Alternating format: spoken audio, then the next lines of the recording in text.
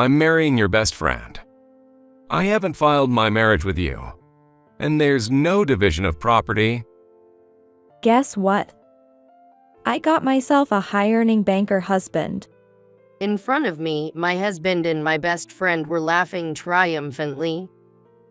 I was shocked to discover my husband was cheating, but even more so that it was with my best friend. He proposed to me only because I was selected as a housekeeper candidate. I sighed deeply and looked at them with pity. I guess they see me as a poor woman who just dumped me like a rag. You didn't know? What's that? I won't use sweet words like honey anymore. I decided to confront them with the truth. I'll make them understand that mocking others can bring major backlash. I'm Susan Anderson, 39 years old. 10 years ago, I met my banker husband, Dan, through a marriage agency, and he proposed to me. I was worried I wasn't his type, considering my plain looks. But Dan spoke kindly to me. I looked inside your heart and decided to marry you. Marry me. Moved by his words, I agreed to marry him. However, our marriage wasn't smooth sailing. Above all, Dan's mother didn't like me. She's so plain. She sighed during our first meeting. But Dan defended me. Don't say that about the person I chose to marry. So I tried my best to win over Dan's mother. Shortly before we started dating, Dan's father had passed away. Dan's mother complains, when Dan was depressed because his father was gone, she pushed him to marry her. Otherwise, he would have found a better girl. Seemingly unimpressed by my ordinary looks, she often spoke sarcastically. Watching TV, she'd say, "Such a cute girl. If only his father were still here. Oh well, Dan is just too kind, and that's why he was deceived." Yet, I kept ignoring her veiled insults. Dan was attentive and kind to me, and our marriage lasted for 10 years. One day, as Dan and I were shopping at an outlet mall, someone tapped me on the shoulder from behind. Hey, there. Susan, right? Long time no see. Hi, Kate. The woman waving in front of me was Kate, my best friend from middle school. Kate was always so lively and cute. We used to hang out a lot. However, her family moved away due to a job transfer, and we hadn't seen each other since. Feeling nostalgic, we went to a nearby cafe to catch up. Surprisingly, Kate still looked stunning, hardly near 40. She was working as an office worker. But it seems she hasn't been lucky in finding someone to marry. Marriage is all about compatibility, isn't it? I just haven't found the right person yet. Dan was staring at a smiling Kate as if he could bore holes through her. I had no idea Susan had such a beautiful friend like you, Kate. Thanks. What does your husband do? He's a banker. As soon as she heard the word banker, I thought I saw a sparkle in Kate's eyes. So, he's high earning, right? Susan, you've snagged yourself a great husband. I'd love to get closer. Of course. Why don't you come over for tea sometime? I'd love to catch up with you guys. It felt like the conversation was steering in that direction, but maybe Dan was just trying to be friendly with my best friend. When she came over for tea, it turned out that Dan and Kate liked the same video game. They were thrilled and started playing together. From that day on, Kate started coming over often. Under the guise of playing games, she would stay for hours. And both Dan and Kate seemed to exclude me. When I was in the same room, they would ask me to run errands like buying snacks or cleaning the bathroom. clearly trying to keep me away. Dan, you're so good at this game. I'm honored to be complimented by Kate. Kate seemed to be getting closer to Dan, and he was clearly smitten. My mother-in-law, who liked beautiful Kate, said, Oh my gosh, she's a beautiful girl, unlike Susan. She welcomed Kate warmly, and her treatment towards me became harsher. Since reuniting with Kate, I've felt increasingly alienated. Hey, aren't you getting a bit too close to Kate? It's nothing like that. Don't be jealous just because you're plain. Dan wouldn't listen to my concerns. Kate even started sending me messages. If you're too controlling, your husband won't like you. The more they enjoyed each other's company, the more tired I felt. Dan's behavior became increasingly odd. Recently, he bought a game that could be played online, probably encouraged by Kate, and played it every night after work. That in itself was fine, but his muttered complaints whenever he lost in the game. Stupid kids think they can mess with adults. Beginners shouldn't drag me down. Damn it. I hated hearing his rants. Even though they weren't directed at me, just hearing his negative outbursts was subtly stressful. He never lashed out at me or took his frustrations out on physical objects. Still, whenever Dan started his tirades, I'd escape to the next room and put on headphones to listen to music. It was a way to cope, but it was draining to deal with day after day. Why does Dan spend so many hours every day on such infuriating games? However, it seems he's in a good mood when Kate logs in and plays with him. I shouldn't mind my best friend getting along with my husband, but I felt uneasy inside. Additionally, a younger colleague at his bank starting to get recognition for landing big contracts seemed to be accelerating Dan's irritation. Whenever I heard Dan complaining about his bank, I would nod along and say, I see, that sounds tough. I'm not familiar with the banking profession, and any misguided advice could upset him.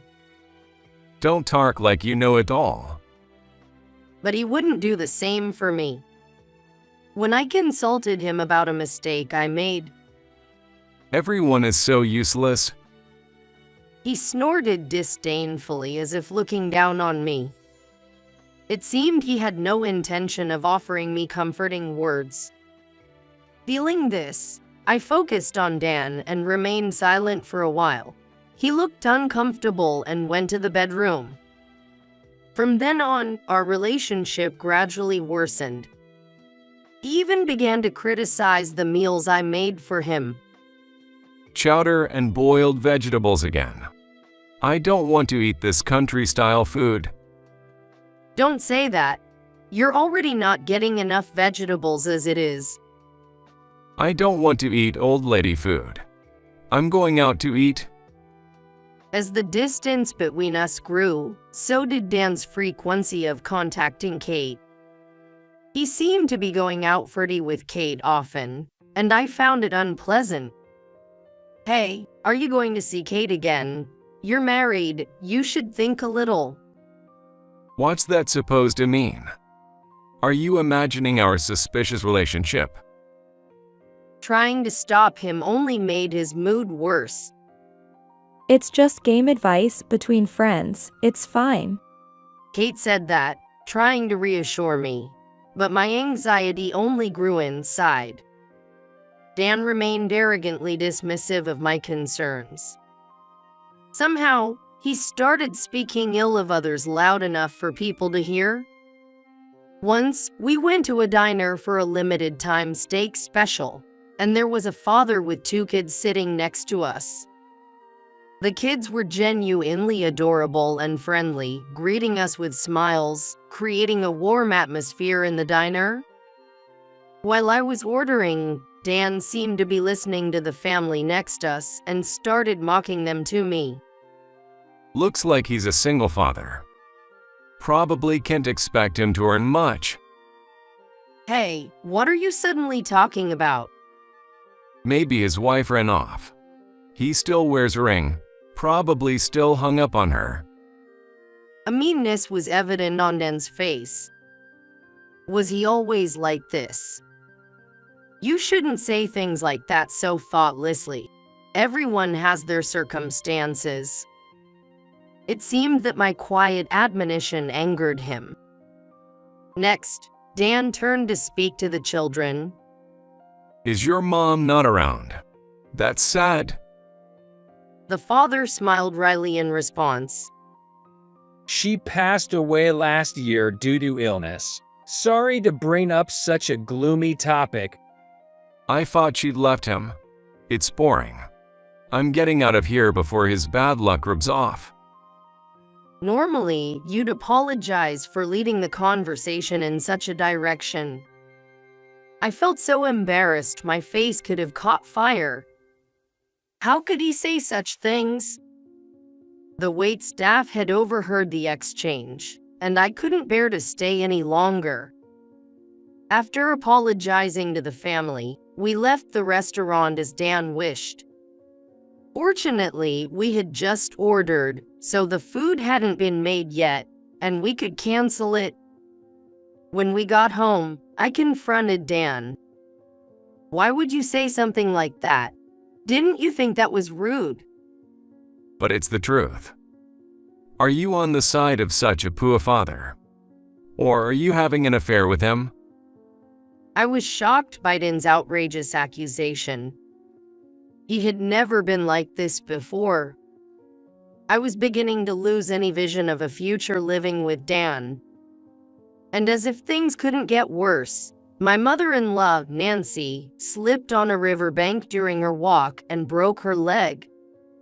The surgery was successful, but she had to do her rehabilitation at home.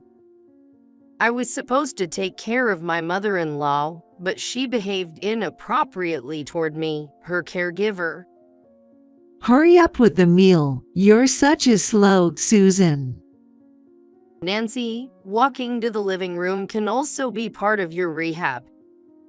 Oh my, are you trying to make a frail old woman walk? What a monstrous. Nancy was immovable and always complained to Dan about me, which led to me being scolded by him when he got home.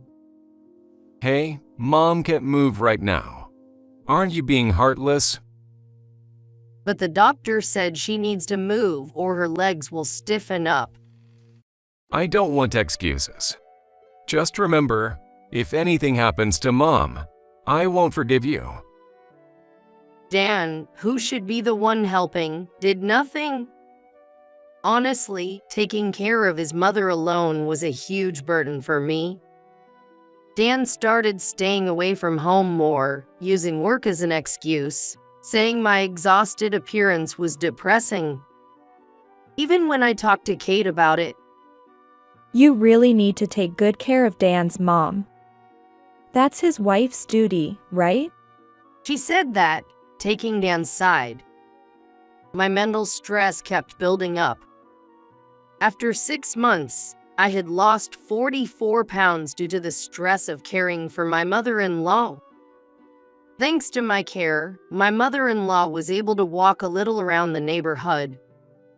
I was originally a bit overweight, but I had quickly dropped below average. The weight loss wasn't intentional, and with the added stress and lack of sleep, I looked more gaunt than thin. One holiday, I looked in the mirror and realized I needed to do something about my miserable condition. After taking care of Nancy for 6 months, I lost 44 pounds. So, I need new clothes because mine don't fit anymore. Could you look after Nancy next Saturday while I go shopping? You're always home. Any clothes should be fine. You're not planning to cheat while leaving Mom with me, right? You should be thanking her for your improved figure. I was speechless. Despite caring for his mother and managing all the household chores for 2 months, He objected even to me spending just one day to buy new clothes and get my overgrown hair cut. What am I to him? Am I supposed to feel this miserable without a single word of sympathy? With that thought, tears began to well up, and I started crying. Dan looked thoroughly disgusted and offered no comfort. Stop it. You're making me sick. I'm leaving now. With that, he left the room. And then, unbelievably, he came back with Kate. Kate was hanging on Dan's arm, looking down at me. Their behavior was clearly not just friendly. Then Dan dropped a bombshell. I'm marrying your best friend. I haven't filed my marriage with you. And there's no division of property. Dan raised his chin with a triumphant look, and Kate, That's right. I've snagged the high-earning banker husband. she looked pleased with herself. I was shocked that Dan was cheating, but even more so that it was with Kate, who was supposed to be my best friend. Obviously, Kate had cozied up to Dan to snag the banker.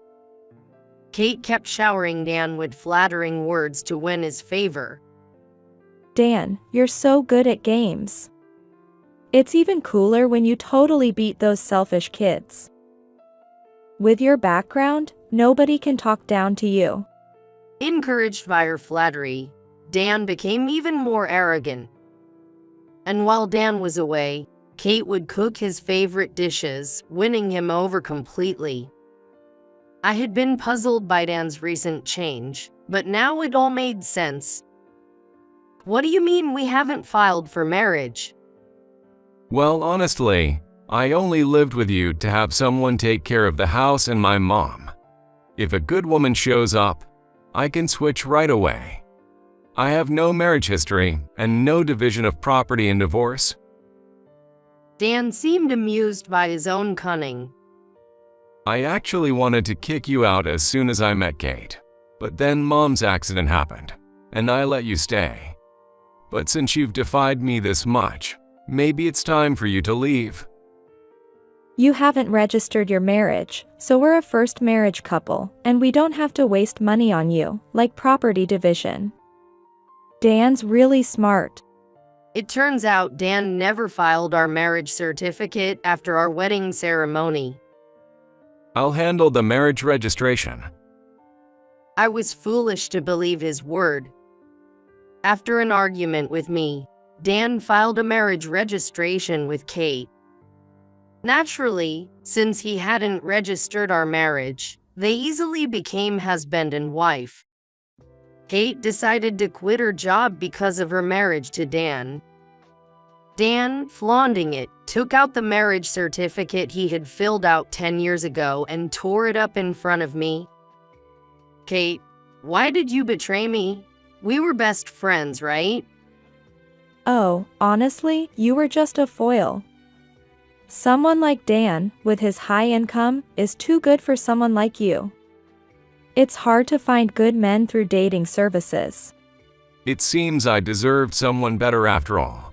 So, please leave. I'm starting a real married life now. So, it was only me who thought we were best friends.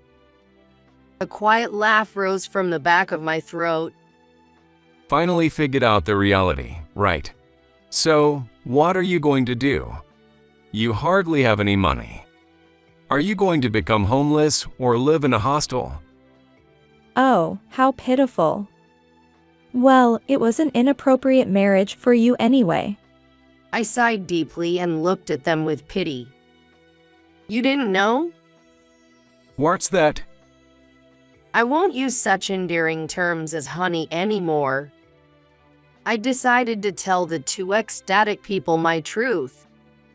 I have assets worth $1 million, so I don't need to worry about my livelihood. Hey, it looks like you've finally lost your mind. Dan burst out laughing, thinking it was just sour grapes. It's understandable, given what they thought of me up to now. I'm not crazy. And I knew you hadn't filed the marriage certificate. What? One day, while I was taking care of his mother and Dan wasn't around, I cleaned his room. Then, in the back of the closet, I found something like a wooden safe. It was an old model, and during cleaning, the lid opened, and I saw what was inside. The contents were a marriage certificate application with names filled in.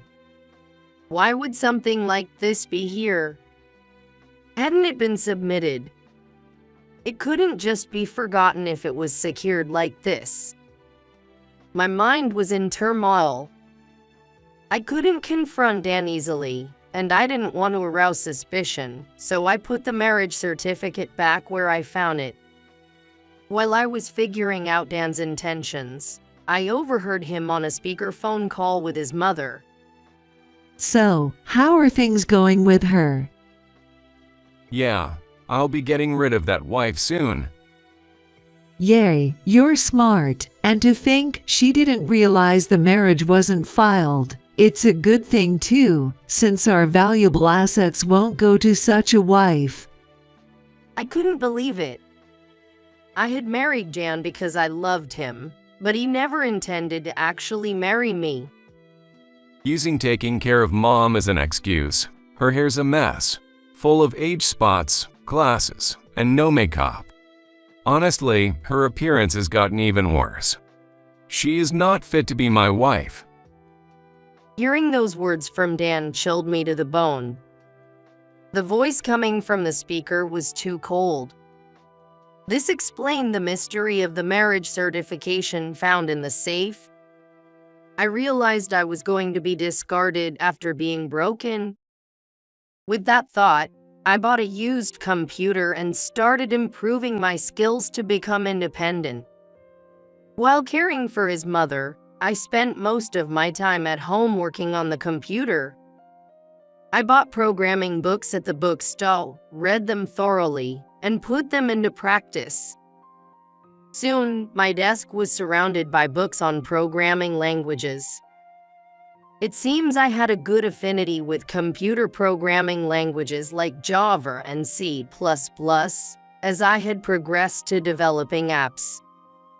As I learned marketing techniques on social media and released several one-off games, they hit it off and started generating revenue.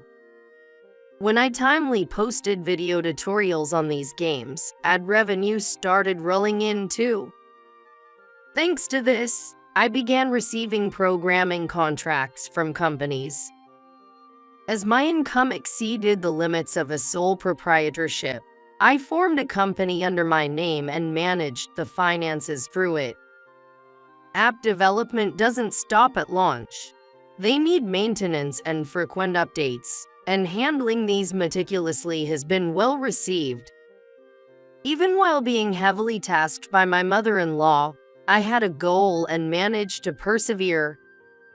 I used online banking for managing my savings, so I rarely needed to visit the bank in person.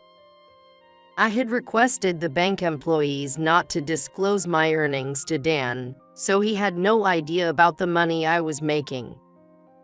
I had enough money to leave this house and stand on my own. And half a year later, I faced the revelation about the unsubmitted marriage certificate from Dan. At this point, Dan was at a loss for words. Jeez. I didn't know about any of this. I didn't tell you, but after how you've treated me, I can't consider your feelings anymore. Maybe I'll talk to the bank about pulling my money out all at once. Wait. If you do that, I'll get in trouble. Dan tried to plead with me, but my heart was no longer with him. So, you hid the fact that you were making so much money to deceive me. I'll sue you. It's so unfair that you have all that money. I was practically taking care of your husband, so give me my share.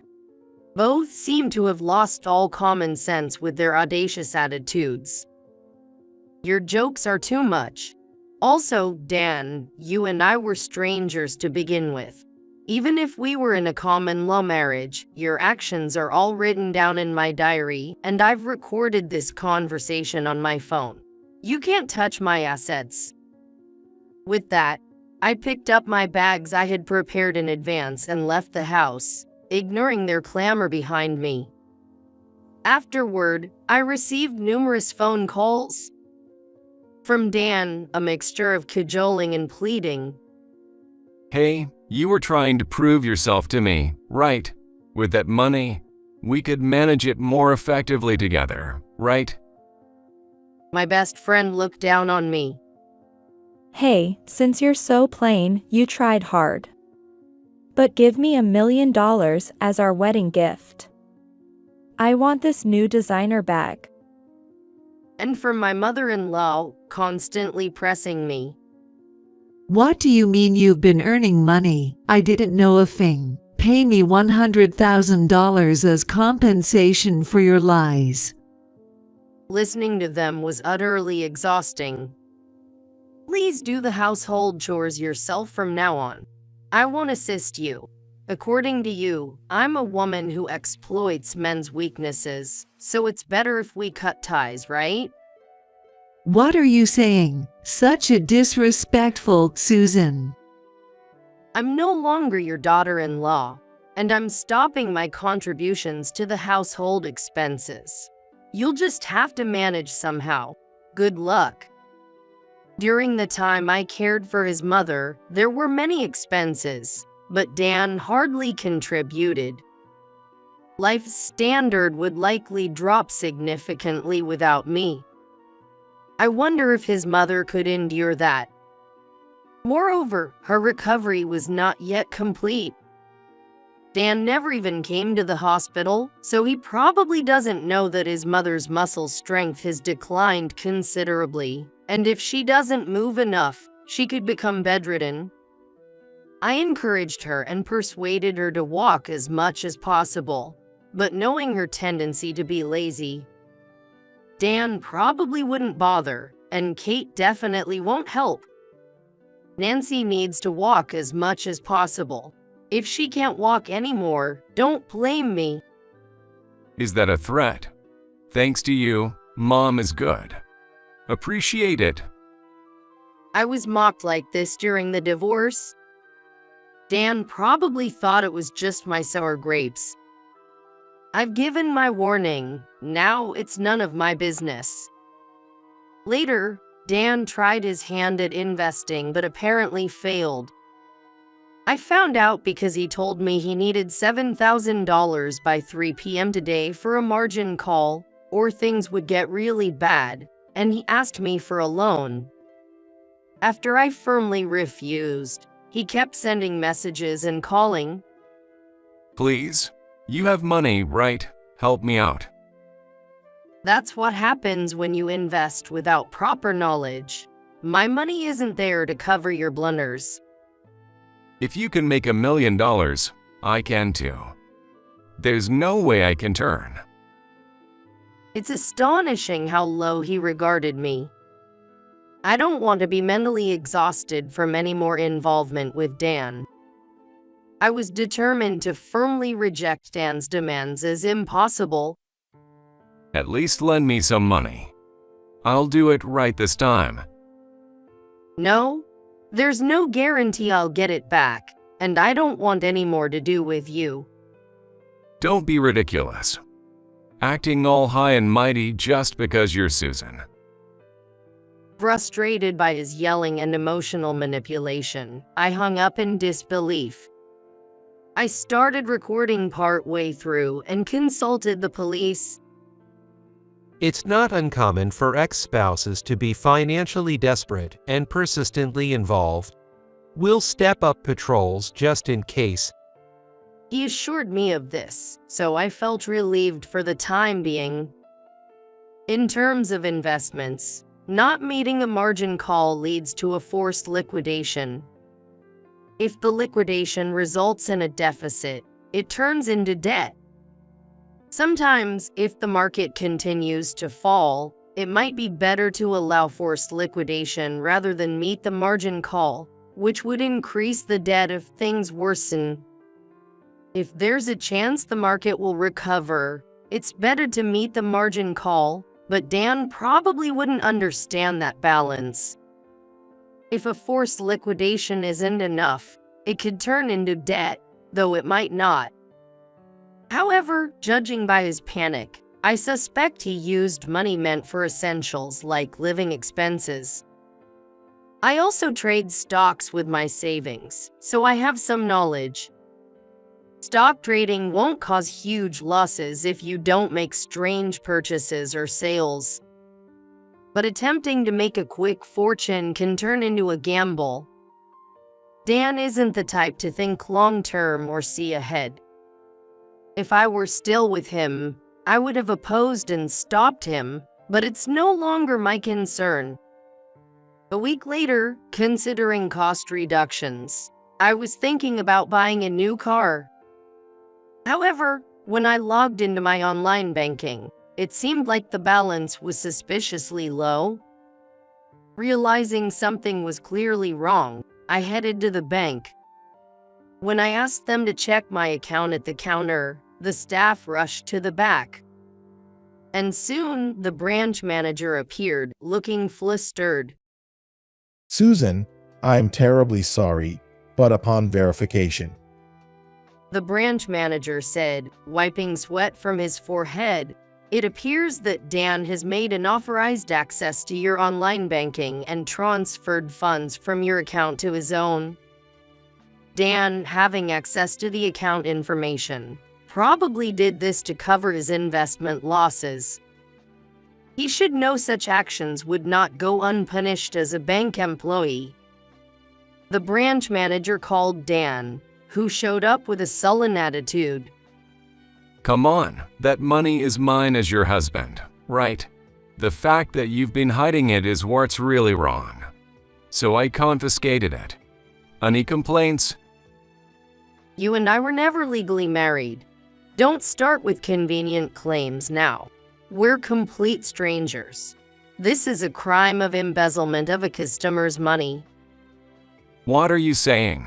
Getting all high and mighty. Branch manager, don't listen to her. It was just alimony from the divorce. The branch manager's angry voice echoed in the reception room. what are you even saying? Don't you think that's outrageous? What? Did I really do something that bad?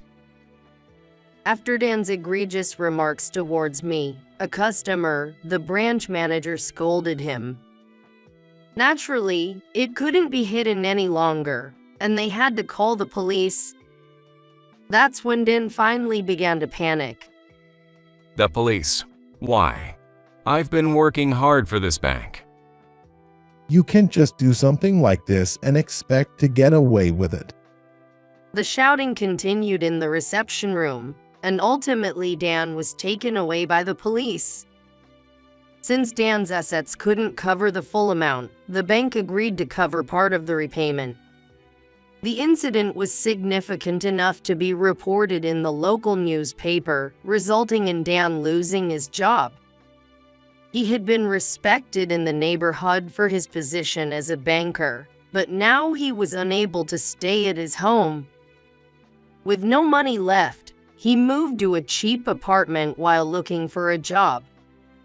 However, his name had been published in the newspaper, so any company that found the article turned him away. If you had just kept quiet, by now I'd be rich. My career is ruined because of you. I blocked his phone number, so now he sends endless resentful emails, which I ignore. Kate also keeps contacting me. You're just making pointless trouble. Thanks to you, being a banker's wife is over. You're just looking down on us because we have no money. I guess these peoples don't know the word deserved. Thankfully, the branch manager's sincere apology convinced me to continue banking with them. The fault lies with Dan, not the bank. I decided to forget about Dan and his group for a while and focus on my own work. I started investing the money I earned, and it appears to have gone well as it has now reached about $5 million. Work became too much for me to handle alone, so I began recruiting staff online. Soon, graduate students and skilled engineers started to join me.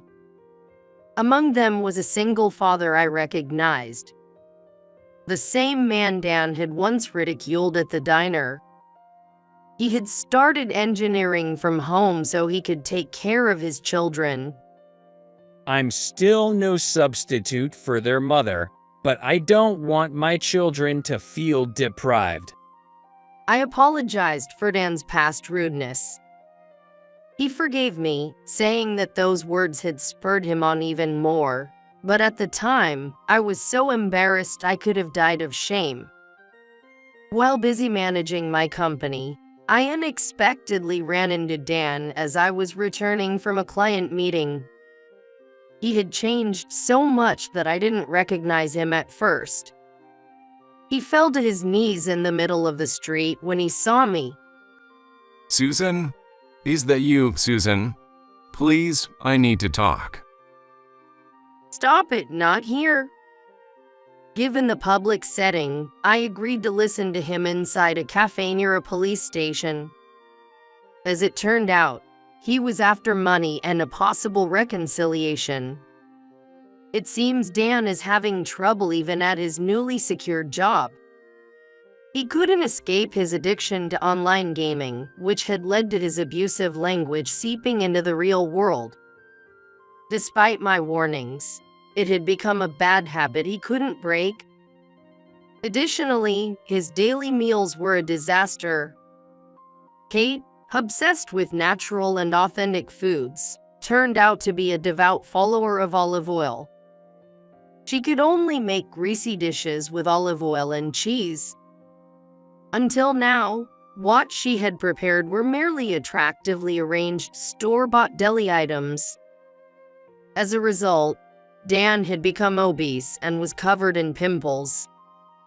I heard that he had bad pimples when he ate greasy food, so I made him a healthy diet mainly of vegetables. Such high-fat meals are tough on older people like his mother and can lead straight to lifestyle diseases even in the young. Dan had become decidedly unhealthy. Kate, meanwhile, had been splurging and dining out excessively. Money was tight despite their efforts, and olive oil was no longer affordable. Kate started substituting salad oil and sesame oil, adding vinegar for health, which only led to bizarre taste changes. Kate, who had planned to enjoy a lavish lifestyle, was now completely distressed. Disgusted with her increasingly overweight middle-aged husband, she had an affair, but it was discovered by the cheating partner's wife, who demanded alimony. The financial strain meant Kate's in-laws were now in debt. If you weren't gone, I could be enjoying a fun retirement by now. If only Susan had stayed, we'd be millionaires. Kate faced daily sarcasm from her mother-in-law, and their marital relationship deteriorated.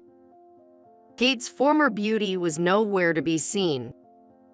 Despite his mother's potential to become more mobile with rehabilitation, her laziness worsened her immobility. After all her malice, did she really think she could expect financial help from me?